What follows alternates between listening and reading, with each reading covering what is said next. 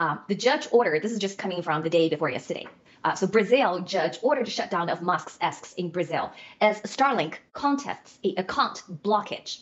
Okay, so and then the fine print says Brazilian Supreme Court Judge Alexandra de Maris on Friday ordered Elon Musk's X, formerly known as Twitter, to immediately suspend its operation within Brazil. The social media network closed its office in the country earlier this month rather than obey an order from the judge to block dozens of accounts being investigated over what? Fake news and hate speech. Of course, these are the claim of the Brazilian government, right? They say these are the hate speech according to our standards, so X, you need to block them. But Elon Musk, under the principle of free speech, he said no. Okay, so saying that has consequences. Now the consequences basically is showing. So as the feud over X, the court also blocked the local bank accounts of satellite firm Starlink. Blocked local bank accounts from Brazilian federal government of satellite from Starlink, which is 40% owned by Musk, leading this company on Friday to ask the court to suspend its decision, blocking bank accounts. Does that sound familiar? That's a hint number 2 I gave you. Okay, so keep doing this exercises, and you will get to what I'm trying to connect all the dots for you. So this is just the day before yesterday. Okay, let's take a look. Let's take a look at history. Okay, Brazilian elections. Brazilians in the last 6 years has gone through 2 elections. Okay, let's start with the top one, the top right. Bolsonaro won the 2018 election. And his opponent was the Worker Party. Just by name of the Worker Party, these are parties that promote socialism and communism.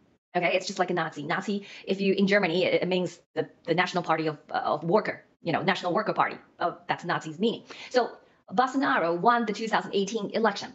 However, there is actually a great report put out by Foundation for Freedom Online, who is executive director is Mike Benz. I just shared with you quite a bit of his video. Okay, that was interviewed in the beginning of the show.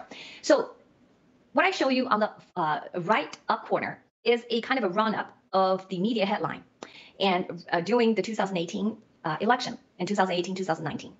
And these a lot of the information, the headlines, the media headlines was, for example, the bottom one, The Guardian say, WhatsApp fake news during Brazil election favor Bolsonaro. Okay, and then disinformation spread on WhatsApp ahead of Brazilians' election. So basically, this report captured a lot of the mainstream media at that time so-called disclosing misinformation, according to who? According to mainstream medias. Okay, and saying that Bolsonaro are basically a good candidates, are good for Brazil. They say these are the misinformation. They don't want Bolsonaro to win the election. But anyway, he won. He won the 2018 election despite a lot of the media that didn't stand for his side. Okay, so he beat his opponents who come from the Workers' Party. Okay, fast forward to 2022, at the bottom part of the 2022. Another report from Reuters. It's May 5th, 2022, ahead of the election. It says CIA chief told Bolsonaro government not to mess with Brazil election. So at that time, Bolsonaro was fighting for his second turn of elections in Brazil. And he was criticizing Brazilians' government adopting a voting machine, electronic voting machine. So he's very critical, outspoken on the voting machine they're going to use. But CIA chief from the United States, which is, think about CIA, think about the foreign policy establishment, right?